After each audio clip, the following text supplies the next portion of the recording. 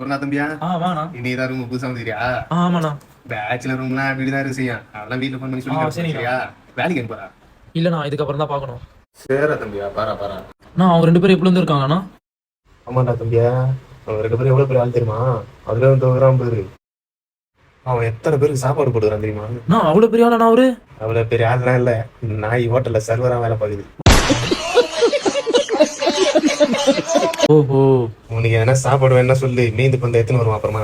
நான் chicken rice எத்தனை வராண்ணா? எனக்கு ஆசையா தான் இருக்குது. ஆனா நாய் மீந்து போன இட்லியா கெட்டு போன சட்னி தான் எத்தனை வருது, அதெல்லாம் துண்ணுகிறேன். அதுலயும் தோகுறான் போரு.